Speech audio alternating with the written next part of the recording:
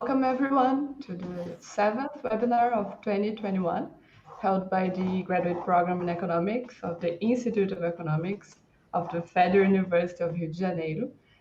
As many of you already know, the Graduate Program webinar series aims to broaden the debate in economics, including more interdisciplinary and pluralistic discussions of contemporary issues. Speaking of that, today, on behalf of the graduate program, we are glad to welcome Masashi Morioka, professor of the College of International Relations at Ritsumeikan University in Kyoto, Japan.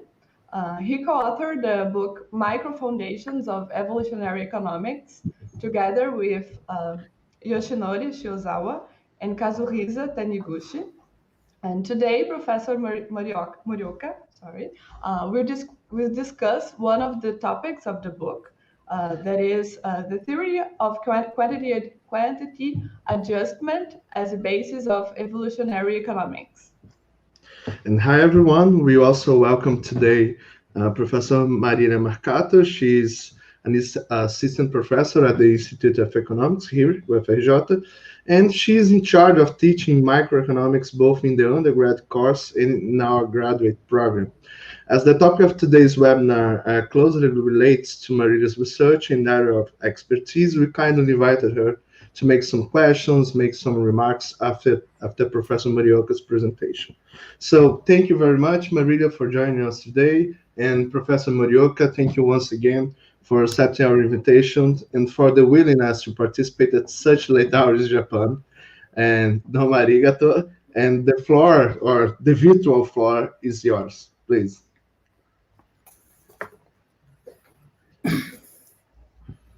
Can you, do you hear me okay? Okay. Yeah, everything fine. Okay. Thank you very much for your introduction.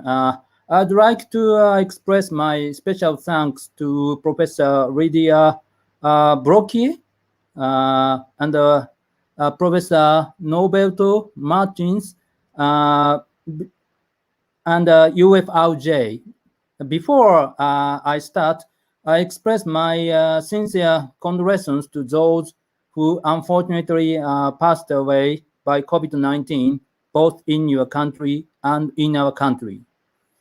I strongly hope that global society overcomes this pandemic through effective international cooperation in near future. Today, I would like to present essential point of 3 chapters which I wrote in a book entitled Microfoundations of Evolutionary Economics, 2019. The subject of these chapters is quantity adjustment as a daily process in the capitalist economy. My presentation consists of 6 parts. First, I will describe the basic framework and some key concepts of economic theory of quantity adjustment.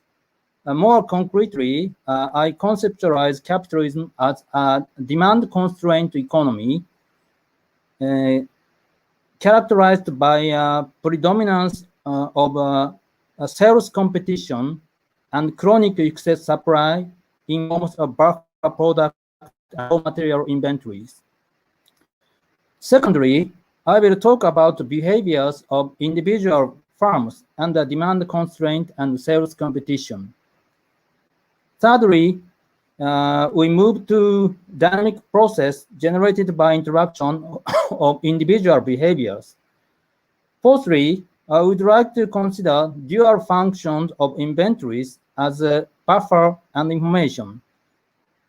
These first 4 parts are all related to chapter 3 of our book. Fifthly, I shall explain insight obtained from our model analysis of multi-sectoral dynamic adjustment process, details of the analysis. This part is related to chapter 4 of our book. Sixthly, I briefly mention extension of our basic model into several directions by loosening or moving some of their assumptions. This part is related to chapter 5 of our book. Finally, in place of conclusions, I would like to argue the relevance of the quantity adjustment for evolutionary economics.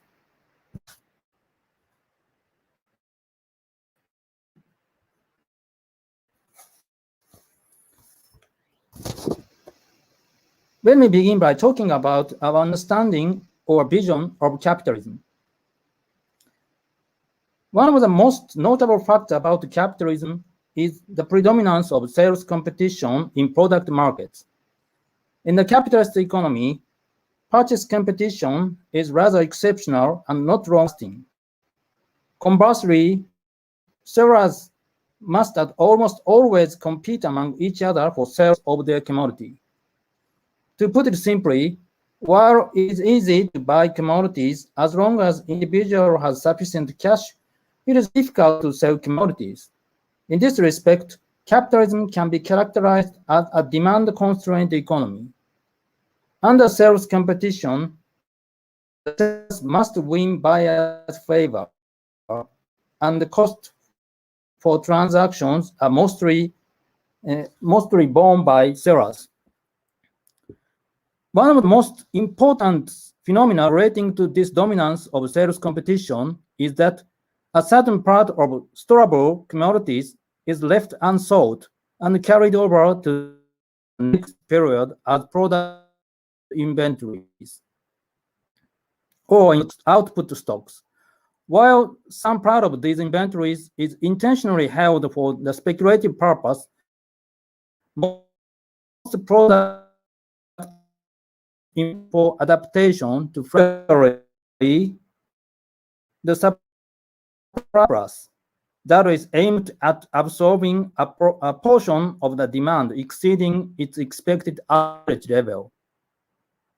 Except for some special cases, farmers do not decline orders from buyers until all the product is sold out. In this respect, the product inventory can be regarded as the unsold part of the supply in the preceding period. Thus, continuous carrying over the product inventory indicates that the product market is not cleared and that excess supply continues to exist.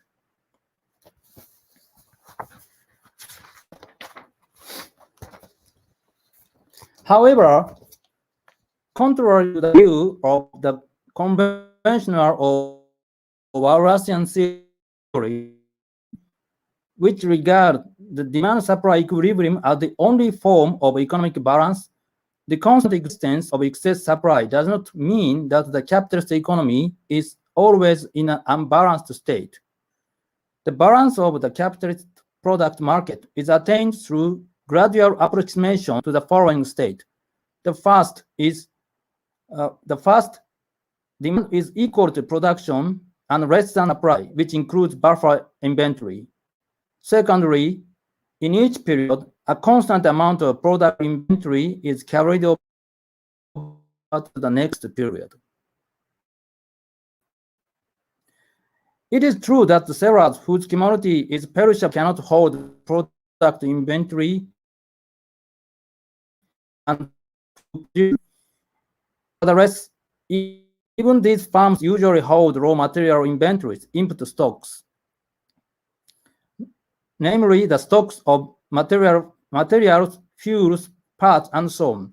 The supply of materials within a firm, which can be called internal supply, consists of some of newly arrived raw materials and their inventories carried over from the previous period. Inventories of firm as a producer to quickly satisfy the buyer's orders and flexibly expand production in response to an increase in demand.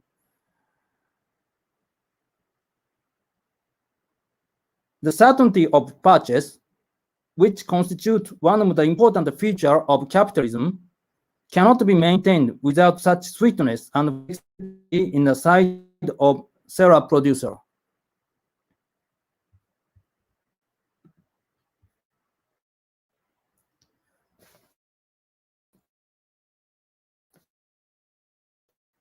connected to various aspects peculiar to capitalism, I shall skip this point. Please see subsection 323 and 313 and 314 of our book.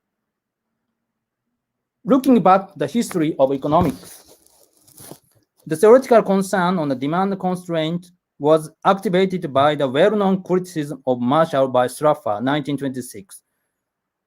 He wrote, "The chief obstacle against which business persons have to contend when they want gradually to increase their production does not lie in the cost of production, which indeed generally favor them in that direction, but in the difficulty of selling the larger quantity of goods without reducing the price or without having to face increased marketing expenses. Models of imperfect or monopolistic competition have notable merit in that they eliminate the assumption that each firm can sell its commodity as much as it wants. However, neither Robinson or Chamberlain sufficiently explored the problem of how firm knows or estimate the demand curve for the product produced.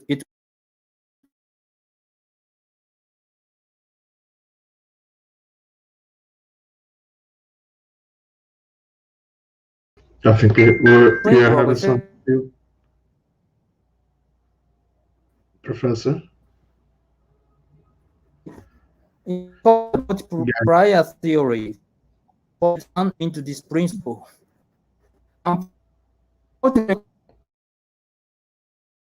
His sound insight production in the capitalist economy is constrained by Konai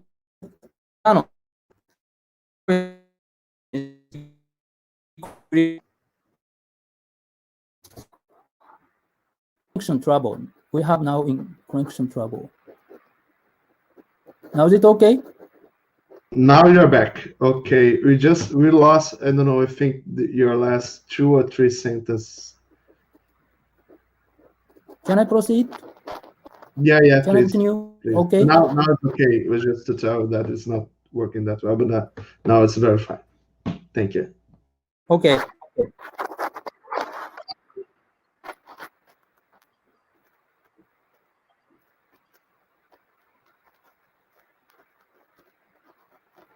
Can I continue? Please, can go ahead.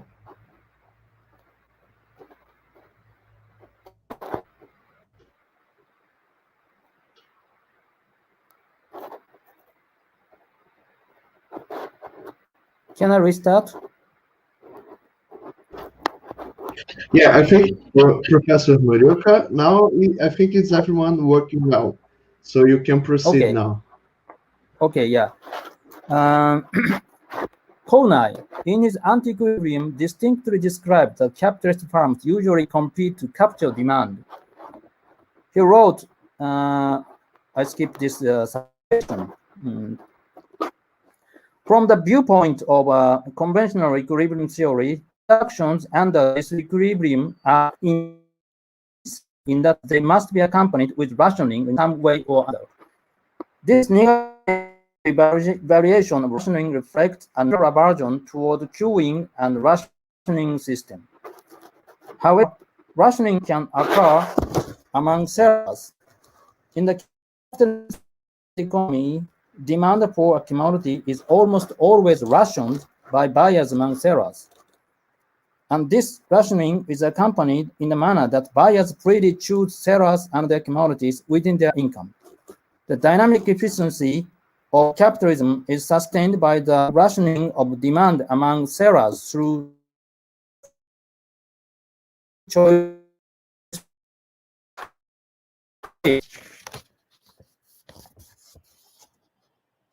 Since any production takes a certain length of time and requires an input of various kinds of raw materials, production without inventory is possible for some firms only when the other firms hold inventory. Make-to-order production is certainly possible when firms hold raw materials inventories. However, the holding of raw material inventories cannot eliminate the uncertainty of demand. If all firms simultaneously determine the amount of production based on received orders, then they have to determine the raw material orders based on the forecast of future orders. Thus, holding of inventories and their unintended fluctuations are inevitable. Under lasting sales competition, firms as sellers compete by ensuring buyers the certainty of purchase. As just mentioned, because the uncertainty of external and internal demand, firms cannot control the actual occurrence rate. Still, they can control the subjective probability of a stockout based on the estimation of the probability distribution of demand. They attempt to avoid stockout as much as possible by setting this expected stockout occurrence rate at a certain low level, which buyers can be convinced of the rapid fulfillment of the demand. Stockout avoidance is peculiar to farm the capitalist economy. Of course, a mere possibility of occurrence of stockout does not provide a sufficient reason for a firm to avoid it. Profit-seeking firms hold buffer inventory beyond the average demand only when frequent occurrences of stockout might cause a great loss and the cost of storing product is not so significant. In deciding the desirable amount of inventories, firms consider penalty cost of a stockout. In addition to the loss of the opportunity of sales, a stockout may cause the payment of the rate charges and reduce the further future demand if disappointed buyers turn to other sellers. Since it is difficult for the firm to estimate the loss caused by a stockout, the penalty cost function would reflect the firm's recognition of the severity of sales competition. The typical production rule of its variation assumed in many models of quantity adjustment is to set supply equal to the sum of forecasted demand and buffer inventory.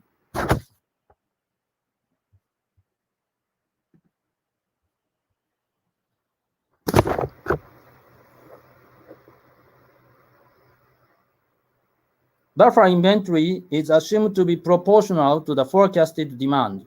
Under certain plausible assumptions, it is possible to derive this rule from subjective profit maximization based on the forecast of demand and penalty cost.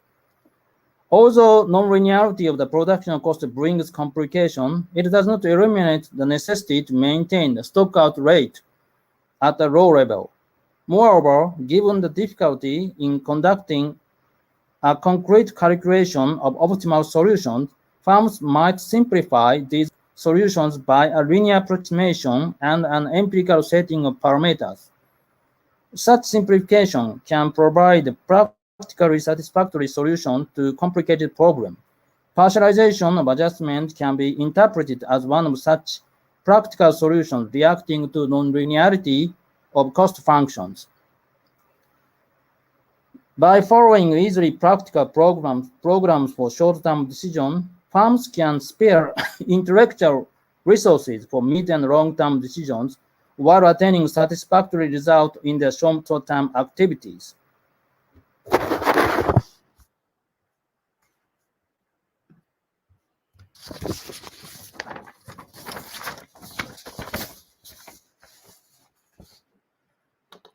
Generally, an analysis of economic process must make clear distinction between the intention and of individual agent and the actual result of their actions.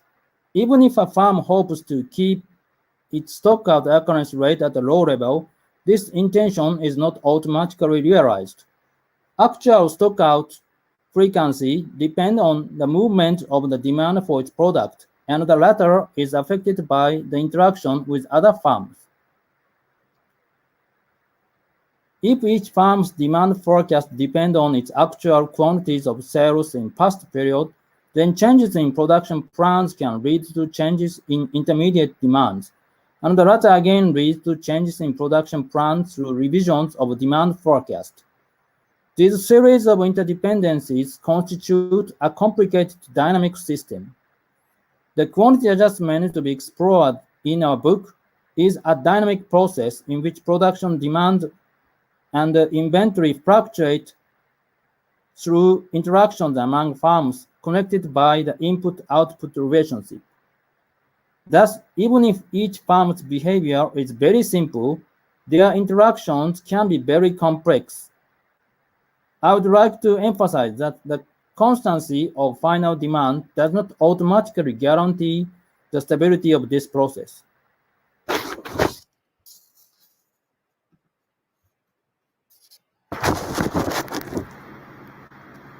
In this quantity adjustment process, product inventory temporarily decouples production and sales. Similarly, the raw material inventory temporarily decouples purchase and consumption of raw materials. If product and raw material inventories held by firms are small, then a stockout in one firm would easily spread to other firms through the input-output relationships.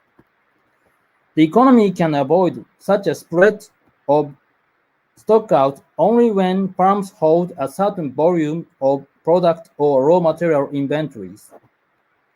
From the viewpoint of the whole economy, the smooth expansion of production reacting to an increase in final demand would require a certain scale of buffer inventories. Here, smooth means that all the demand is satisfied at each period after an increase in final demand. As already mentioned, product inventories held by firms as a seller considerably increases the certainty of purchase for buyers. Since each firm feels the success of its purchase of raw material is almost certain, it might be unnecessary to hold raw material inventories as long as the interval from ordering to delivery is considerably short. Therefore, the main reason behind holding raw materials inventory is attributed to the fact that either the time of proceeding orders or the delivery time is not negligible. These reasons reveal that product inventory is very crucial and predominant in the capitalist economy.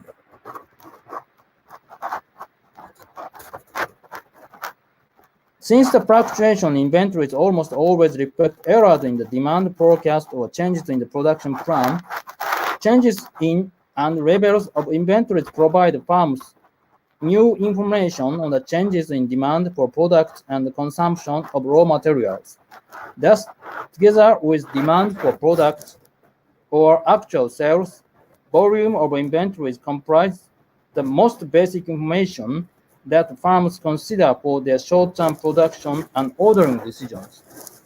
One of the important features of this quantity data is that they are available within firms, providing that firms accurately record their activities.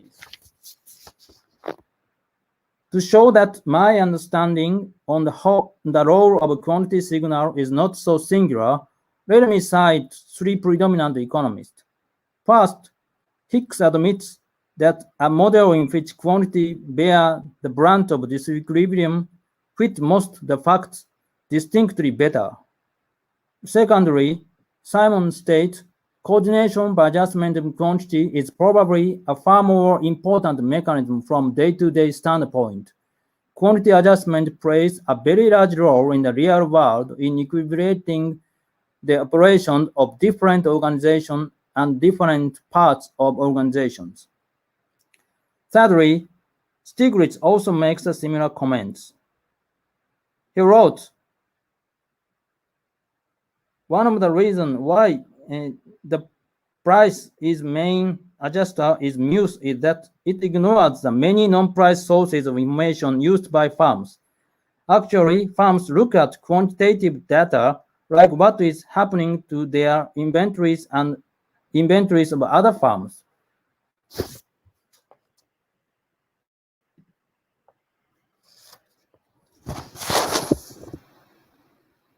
Theory of quantity adjustment has its own history of development.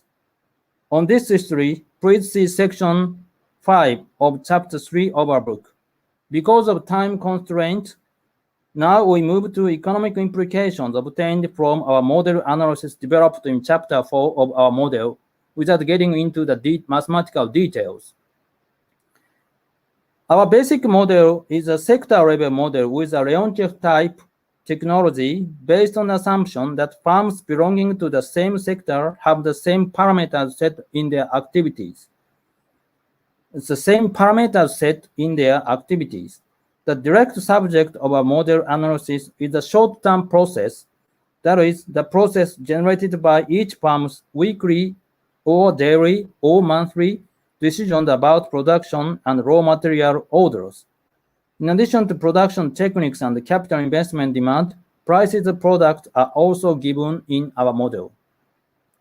The demand for product consists of final demands, sum of demand for capital investment and final consumption, and intermediate demand for raw materials. We assume that the multiplier process is stratified into two levels belonging to different time horizons. One is a weekly process in which intermediate demand change and a fixed final demand, and the other is a quarterly process in which the final demand themselves fluctuate. Thus, intermediate demand arising from raw material orders constitute the only variable part of demand in our model.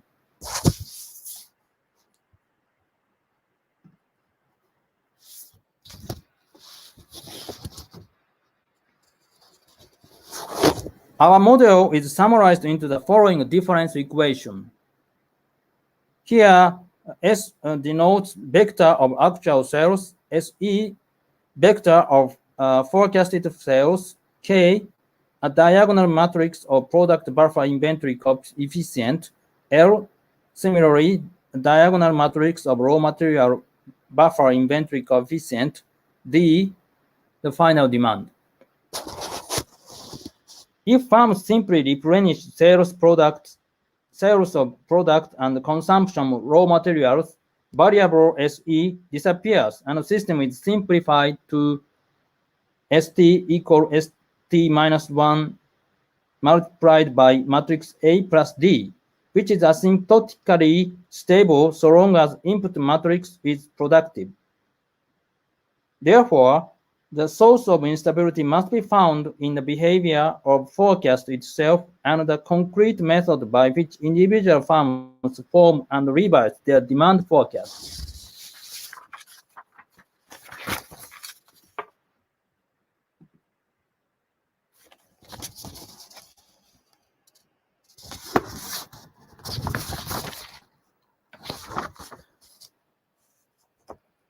The quantity adjustment process is stable if each firm simply replenishes sold product and consumed raw materials, or uses a fixed demand forecast. Potential instability arises from successive correction in demand forecast.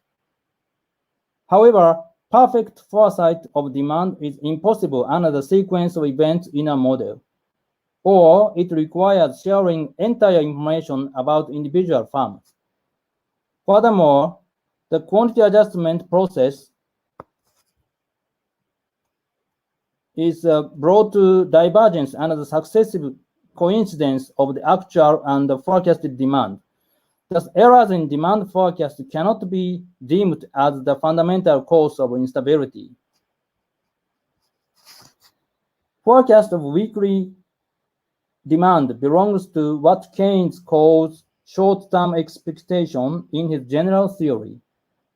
Keynes characterizes the essence of short-term expectation in that the most recent results play a predominant role. Since short-term expectation is formed by a projection of the recent past, revision of short-term expectation is gradual and continuous one carried largely in the light of realized results. Our usage of the term forecast is based on Brown.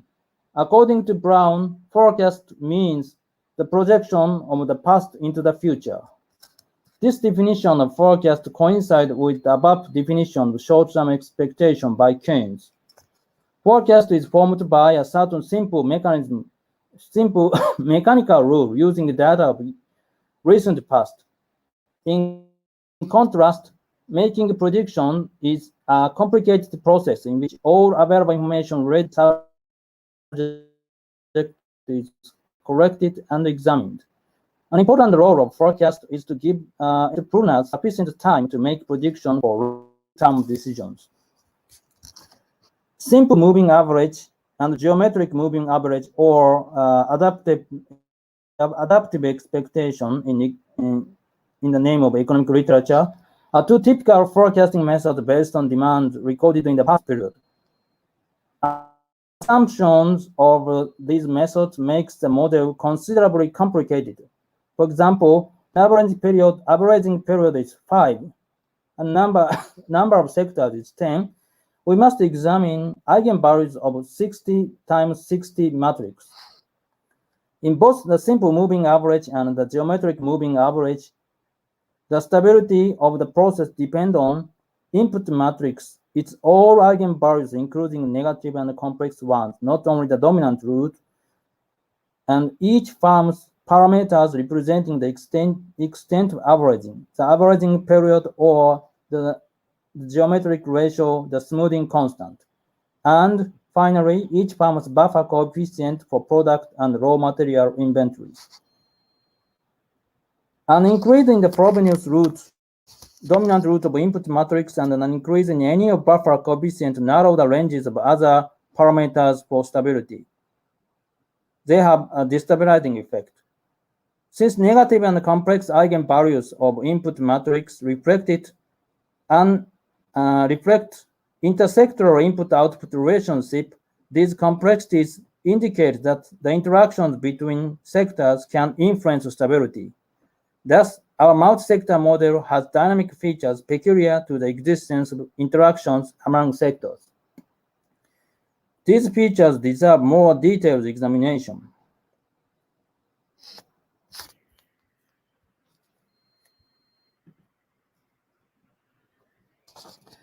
Whereas it is highly probable that the static expectation causes instability, it is possible to eliminate this instability by averaging demand during past period in the formation of demand forecast. That is, by increasing the averaging period or decreasing the geometric ratio. The stabilizing effect of increasing the extent of averaging in demand forecast is essentially strong when the extent of averaging before the change is very small. Even when the destabilizing effect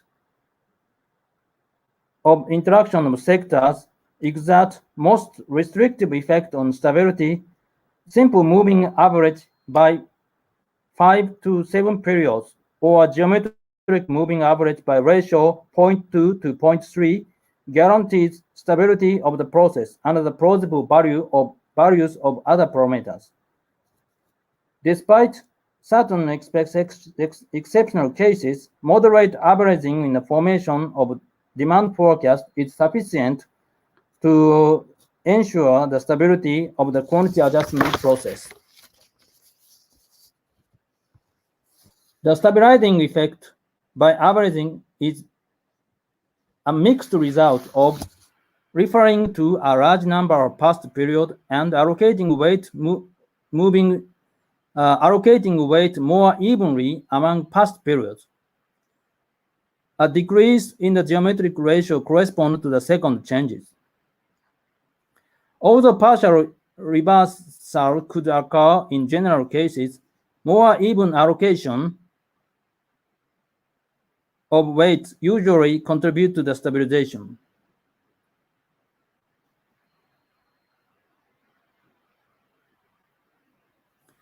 This reason that the static expectation is likely to bring instability, the reason that the static expectation is likely to bring instability lies not in its myopic nature, but rather in its narrowness of sight, in that it considers demand only in one particular period. In other words, the stabilizing effect in dynamic forecast comes from referring to demand during the past consecutive multiple periods.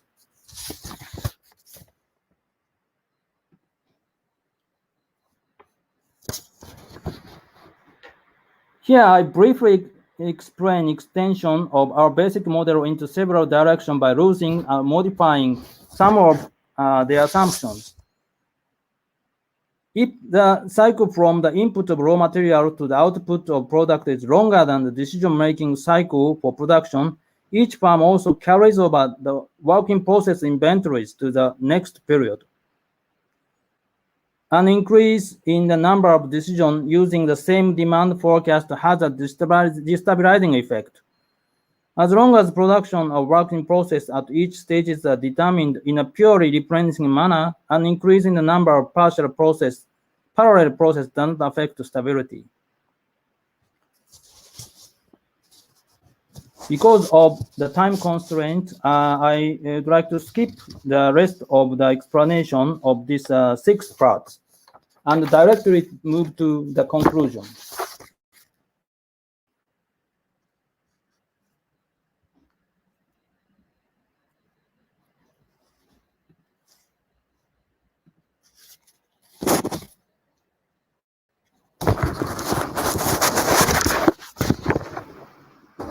Evolutionary economics must have a theory of constant and undisrupted repetition of short-term productions and transactions, or reproduction in the sense of classical Marxian or Slaffian sense.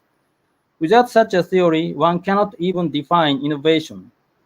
Schumpeter was right in that he clearly understood this point. However, the theory he considered as the theory of circular flow was Wallas's theory, which supposed centrally organized exchange-type market. Our analysis is an attempt to build an alternative theory which can provide the foundation of evolutionary economics more proper than Wallasian economics. It is based on the recognition that the capitalist economy is a demand-constrained system characterized by predominance of sales competition, chronic existence of excess supply in forms of inventories, and lack of any centralized coordination. In comparison with Wallasian models, our models of quantity adjustment process have 3 important characteristics. First, both buyers and sellers have freedom to carry out the transaction they have just concluded based on their mutual consent. In this sense, in quantity adjustment, not only individual production and ordering decision, but also individual transactions are decentralized. Second, quantity adjustment can attain balance of production and demand through the successive process, where firms change their actual productions and raw material orders repeatedly in order to hold adequate scale of buffer inventories. Third, for any firm, production and ordering rules for avoiding frequent stockout occurrence are fully practicable with several easily obtainable quantity signals and simple calculation using them.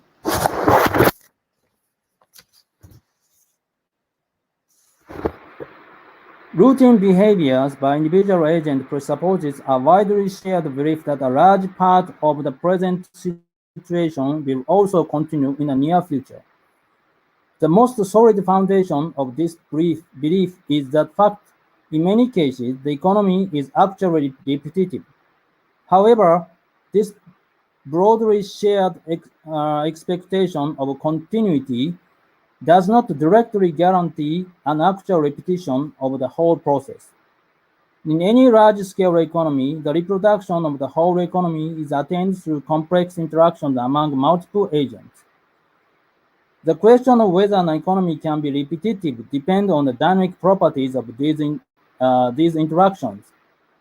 Significance of our analysis of the quantity adjustment process is that it successfully elucidated the looped relation in which individual routine behaviors presupposing loose stationality actually maintain this loose stationality through their interactions.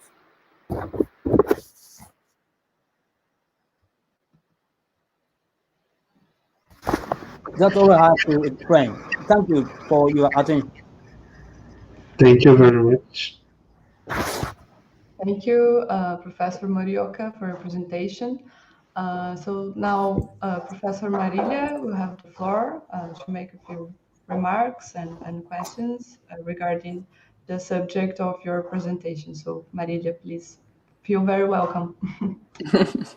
Thank you, Lydia. Thank you, Norberto. And thank you, Professor Morioka. I'm very thrilled to join you for a discussion about your book. And I know that the time zone, it's not supposed to be that bad, right? But I'm sure that you manage.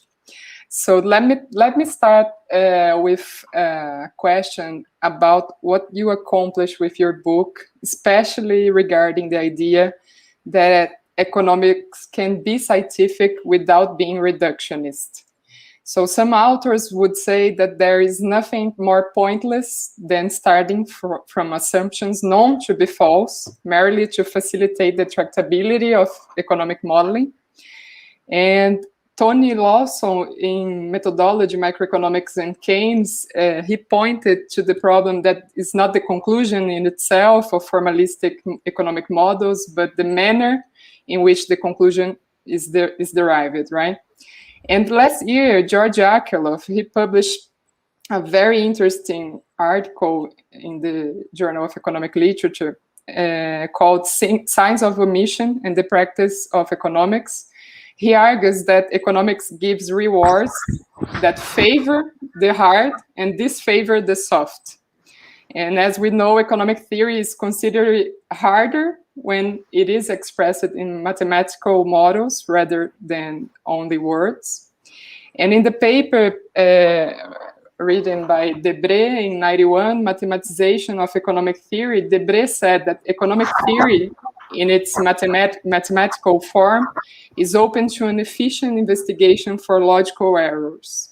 So I would like to hear your thoughts about the reasons why reductionist, formalistic economic modeling still has a position of dominance in the discipline of economics.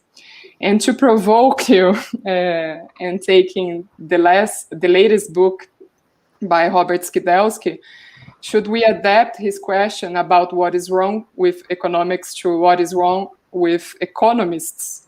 And having all these ideas in mind, would you say that the exercise of providing microfoundations for evolutionary economics is somehow a critical theoretical response to what Debré called an acid test of removing all economic interpretations and letting their mathematical infrastructure stand on its own?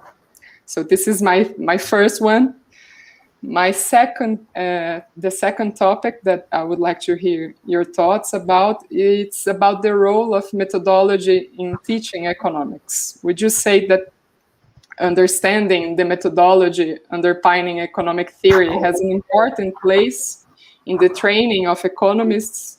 Are we still skipping stages when it comes to understanding the logic of economic modeling?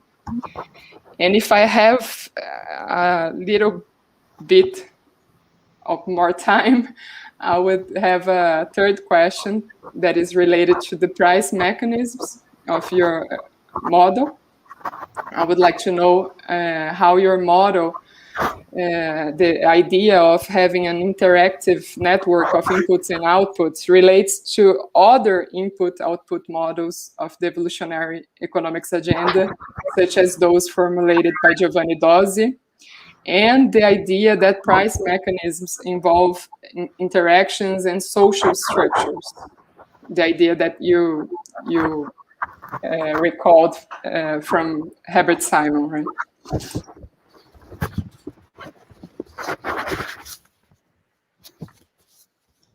All of your questions are very difficult to reply in a brief manner, but I attempt to reply. The first question on reductionism. I oppose to reductionism, and I oppose to the position that all economic theory must be based on, constructed on the assumption of maximization.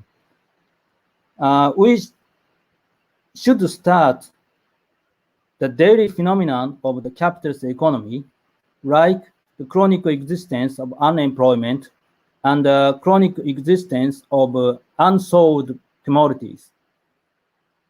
Keynes departed from the traditional economic thought by observing the very existence of unemployment and the inability of the Marshall economics to explain why so many people are unemployed, other than all the responsibility is the workers' resistance to accept the economically rational wages. He clearly opposed such theory and built a new theory which can explain the chronic existence of unemployment. We, in our book, also try to explain chronic existence of unsold product inventories. Also attempted to explain its positive and negative roles in the process, economic process. So, and on the role of mathematical analysis, I think that even very simple individual behavior can generate the very complex interactions. And this complex interaction requires mathematical investigation. So mathematics should have a certain place in an economic theory. But I also oppose to mathematization of the whole economic theory.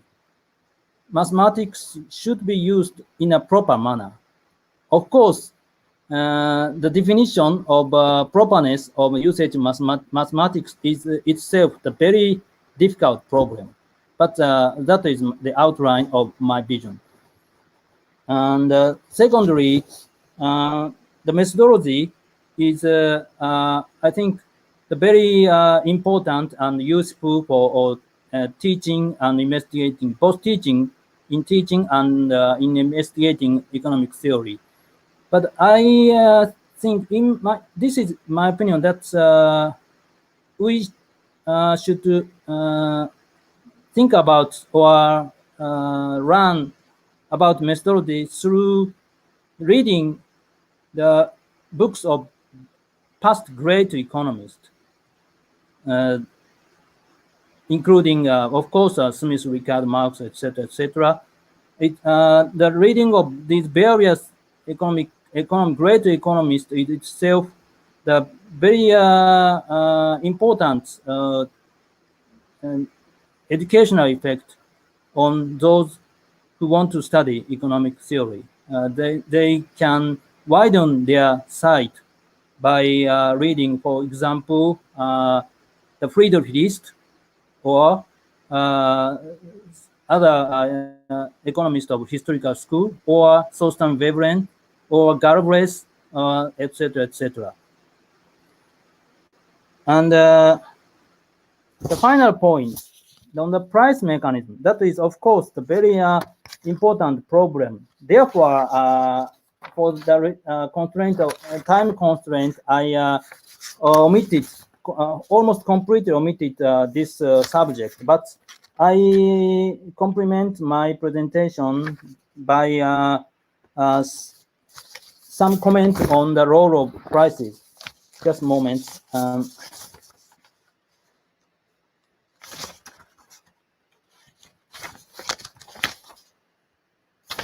Yeah. As for the role of prices, our model assumes that the price of the product is temporarily fixed. This means that the revision of product price is made at a longer interval than the adjustment of the production volume. However, our assumption of price constancy does not imply that prices are completely irrelevant to quantity adjustment. Quantity adjustment can work as a short-term balancing mechanism of the economy only when producers of each product can gain at least positive gross profit from the sales of product, and the balance of production and demand is attained within the limit of certain capacity and labor force.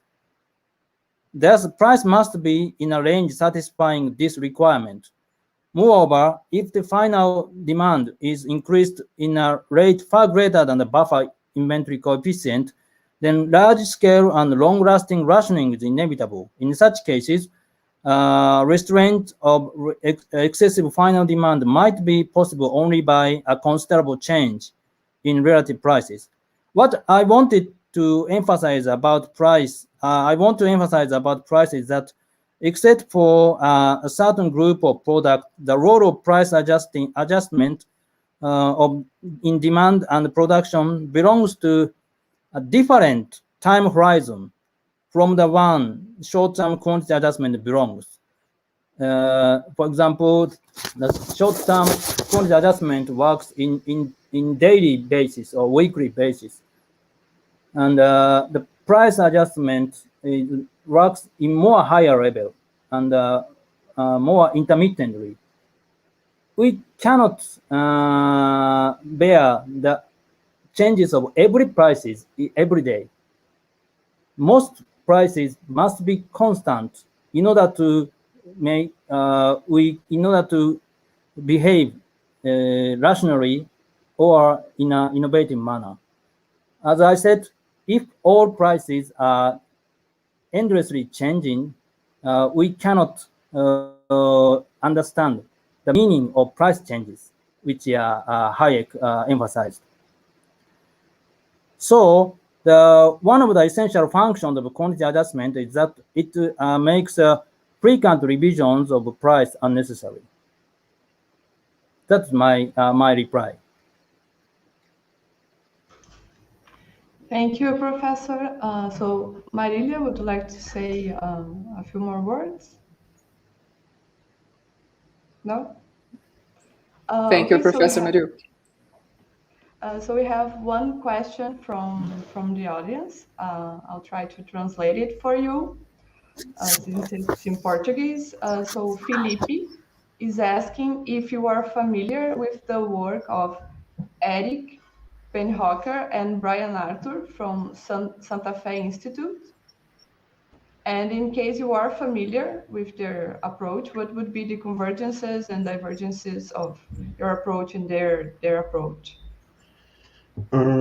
Just to add one, they work, I think they released the book on complexity economics. Okay. I know their works, but I don't have I have not yet made enough investigation to evaluate their contributions. So I would like to answer your question in future. Sorry.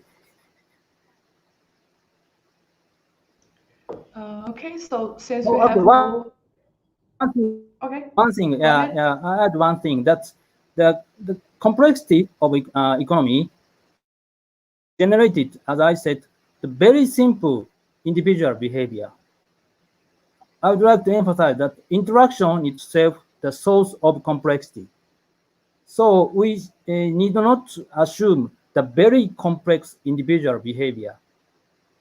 A simple assumption on individual behavior can constitute a the whole complex system we must analyze, which we must analyze. Okay, thank you, Professor. So since we have no further questions, we could begin with the closing. So just a few words about the next webinar. So on May 28th at 11 a.m., exceptionally, we receive Anela Engar-Kravi, researcher and head of the Climate Change Policy Group at the Yusuf Hamid Department of Chemistry of the University of Cambridge, and Camila Gremko, Economic Affairs Officer at the United Nations Economic Commission for Latin America and the Caribbean. They will talk about climate change economics, perspectives from post-Keynesian large-scale microeconometric modeling. Norberto, would you like to say? Yeah, I'd like to thank you again, Professor Morioka. Thank you very much. I know it's too late in Japan now, so it was great. I think I hope your book can be more known here at our graduate program. For sure, it will be studied, and I hope we can interact in the future again. So thank you very much for your presentation and comments and everything. Marília. Thank you very much for giving me this very special opportunity to explain our idea. Thank you.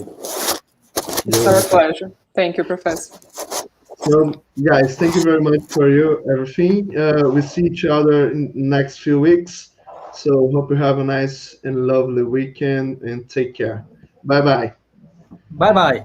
Thank you.